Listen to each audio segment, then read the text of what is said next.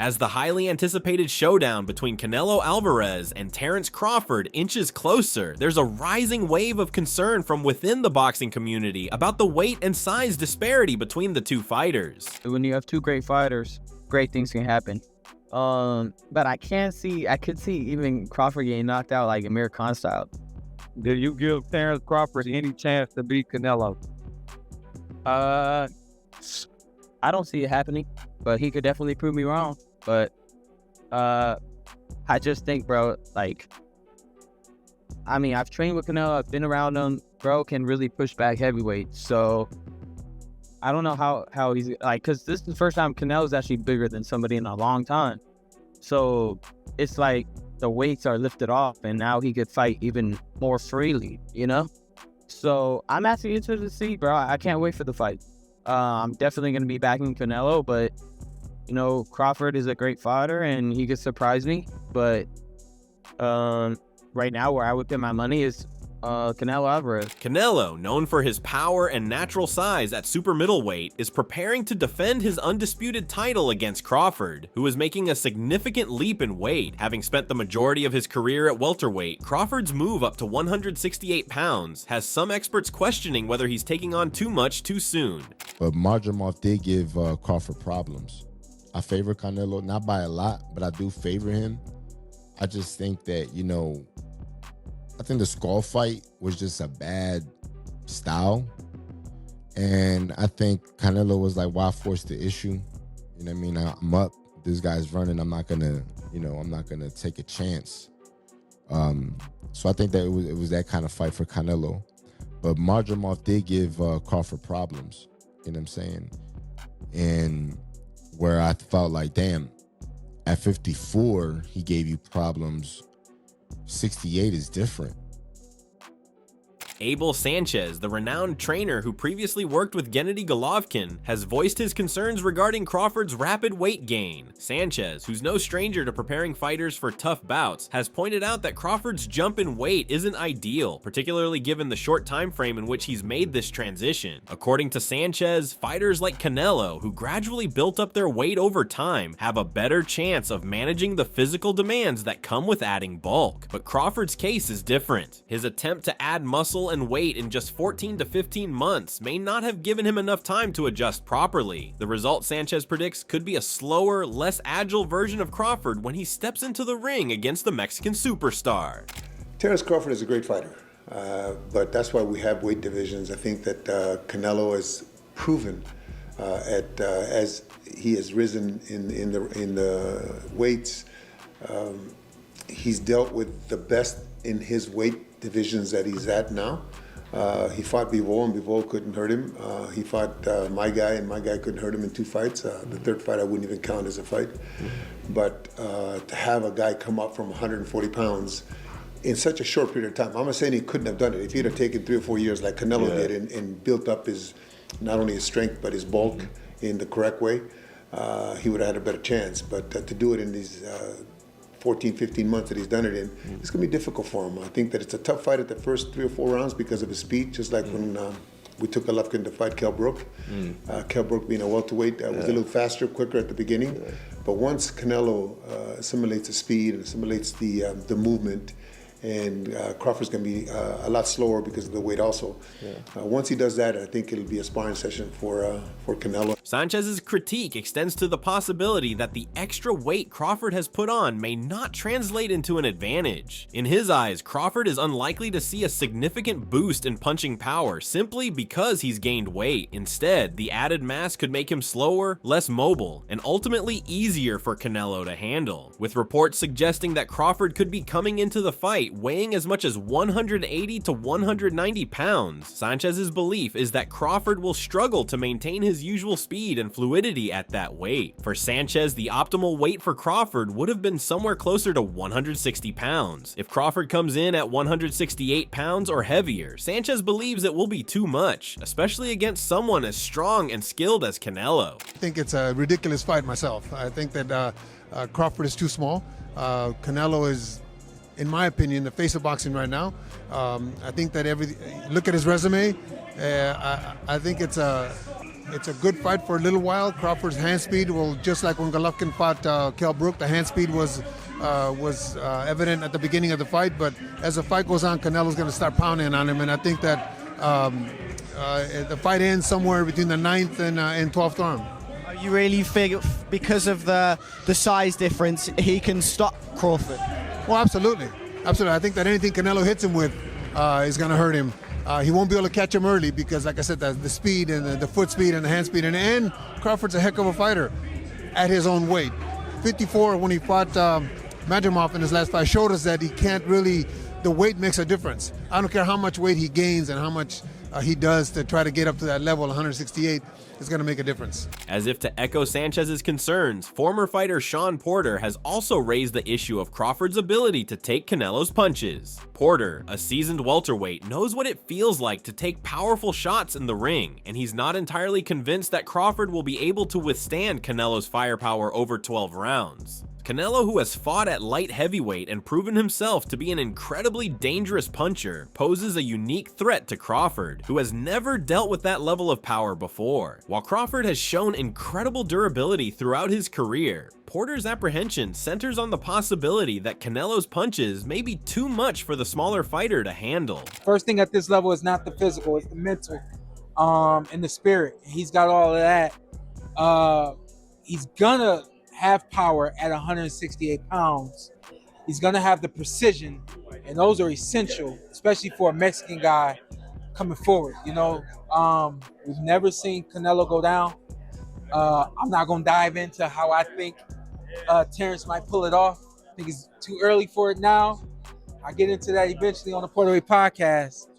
But I do think that Terence is going to pull it off. John Ryder offered his own advice for the Mexican champion ahead of his fight with Crawford. Ryder, who faced Canelo in a losing effort, suggests that Canelo's best approach would be to limit Crawford's movement and not allow him the space to operate. In his experience, Crawford thrives when he can dictate the pace of a fight with his speed and footwork. To neutralize this, Ryder believes Canelo should stay close, making sure to keep Crawford on the defensive by blocking his lateral movement and working in close range. Crawford, according to Ryder, is dangerous when he can gain the leverage needed to land his long-range punches, and denying him that space could be crucial in taking away Crawford's best weapons. You faced Canelo. If you could give some pointers to Crawford, what should he do to come out victorious in September? I think you just got to watch the Bivol blueprint, the in and out. I mean, a lot of fighters getting stick now for being runners, Tom and Jerry and whatnot. But stick to what you're good at. Terence Crawford is an exceptional talent. His one titles through the weights, undisputed at, 3 weights now. And listen, if anyone can do it, it's him. I think the weight will be too much of an issue. Canelo is a special talent. And I think the weight will play a factor in the fight. But listen, Canelo once done it and made the step up to super middleweight. I would like Crawford to be more at light middle and middle to build into it, but you take these opportunities when they come, and that's what greatness is. In the wake of these concerns, even legendary fighters like Sugar Ray Leonard have weighed in on Crawford's chances. Leonard, who fought and defeated some of the toughest fighters in his era, explained that jumping up in weight, particularly to face a larger, more powerful opponent, comes with its own set of challenges. Reflecting on his own experience of moving up to light heavyweight to face Donnie Lalonde, Leonard noted that even though he managed to secure a win, the punches he absorbed from a naturally larger fighter were still significant. The same could apply to Crawford. If he can take Canelo's shots, he'll have a chance to compete, but if the power proves to be too much, it could spell trouble for the challenger. You know, what about Crawford do you think can bridge the weight gap, or like with you, what did bridge the weight gap? Because a lot of people are just saying, hey, Canelo's just too big for someone like Terence. I mean, that's true, but you know what, there's always a way. Put it that, there's always a way. There's always a way to win. Roberto Duran also shared his thoughts on what Crawford must do to succeed. For Duran, it's all about versatility. He believes that Crawford will need to mix up his approach, sometimes brawling, other times boxing, keeping Canelo guessing. By switching tactics and maintaining unpredictability, Crawford could throw Canelo off balance and give himself an opportunity to capitalize on any openings. However, Duran acknowledged that Crawford's success will depend on his ability to execute this strategy without falling into Canelo's rhythm. ¿Qué tiene que hacer Crawford para ganar la pelea contra Canelo subiendo de peso, como tú subiste de peso muchas veces? Es una pelea muy dura, pero depende de cómo venga el hombre. Tiene que boxear y bajarse, confundirlo. Te paga, sale y él piensa que tú te vas a pagar y le boxea. El otro al salto, él piensa que tú le vas a boxear y te le paga, entonces lo tiene confundido.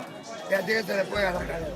But not all voices in boxing are so cautious about Crawford's chances. Omari Jones expressed confidence that Crawford's skills will carry him through. Having sparred with Crawford himself, Jones praised the Omaha native's competitiveness and his ability to push through difficult situations. Jones believes that Crawford's grit will give him an edge, noting that the boxer's mentality and determination are unmatched. He also pointed out that Crawford's weight gain might not be as detrimental as some others believe. From Jones's perspective, Crawford has added muscle in the right way, and if he comes into the fight around 185 pounds before cutting down, he should be ready to compete with Canelo's size and strength. There is a big fight coming up next, that being Terence Crawford and Canelo Alvarez. That's actually next month.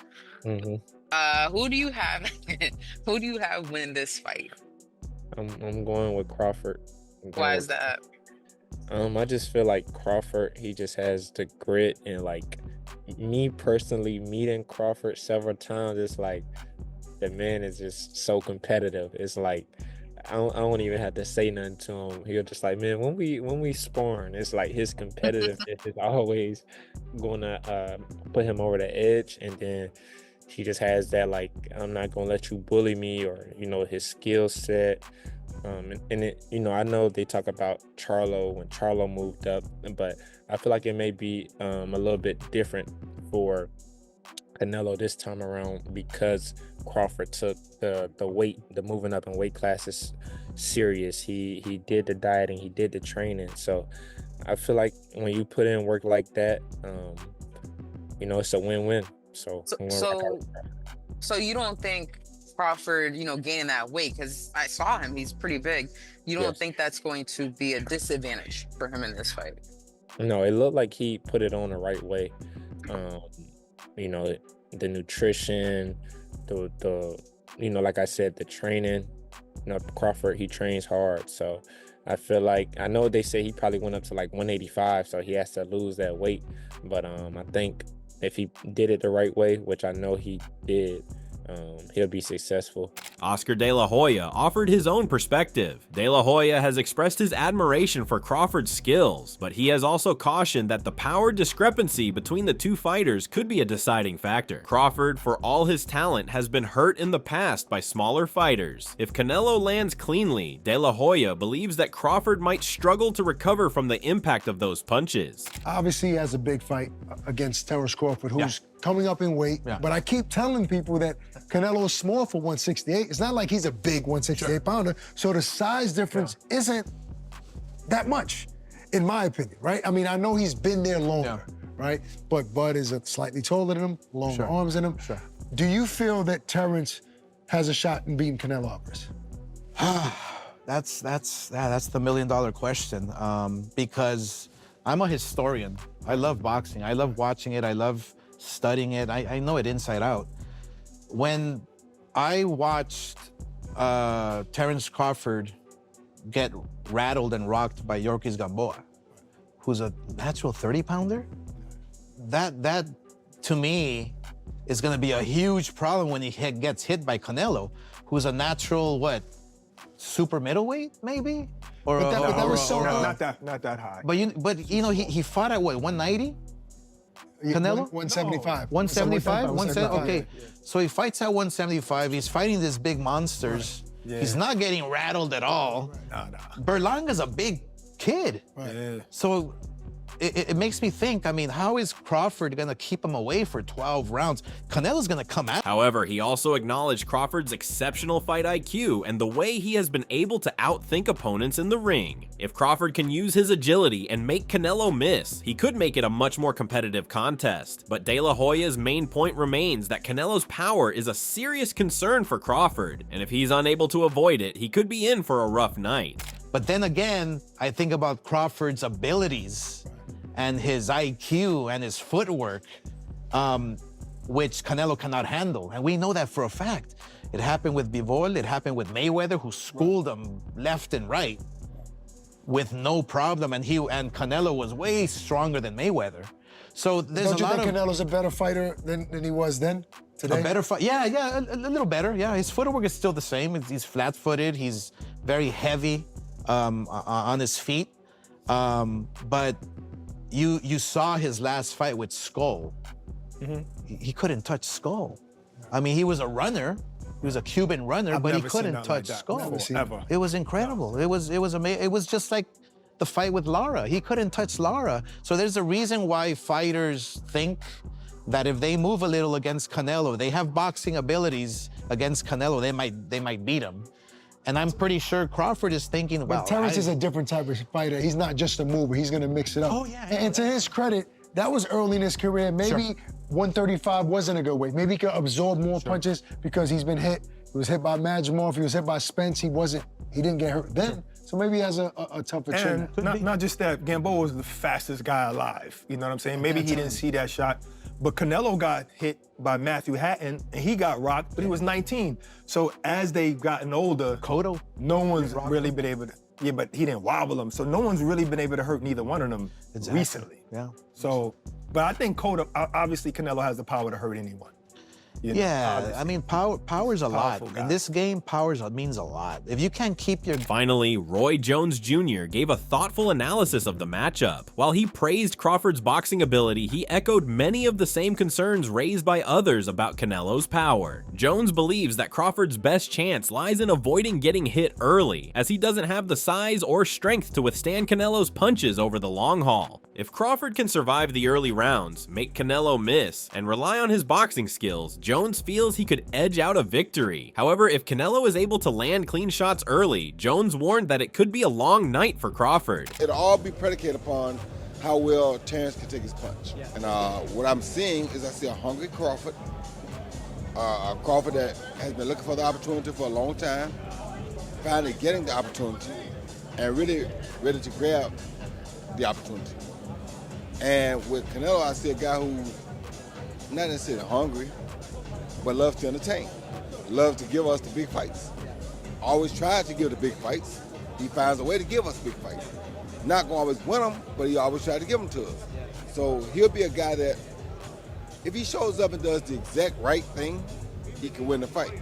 If he don't do the right thing, which I don't see him doing, I don't know why he would at this point in his career. I don't know. It'll all be predicated upon how well Terence can take his punch.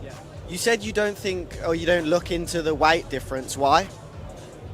When you know how to box, when you're as skillful as Terence Crawford is, weight don't really matter much. As fight night approaches, the boxing world eagerly awaits to see if Terence Crawford can defy the odds and capture a third undisputed title in as many weight classes. Whether he can adjust to the increased weight, withstand Canelo's power, and execute his game plan effectively remains to be seen. What's certain is that this will be one of the most challenging tests of Crawford's career, and both fighters have a lot to prove in what promises to be a thrilling encounter.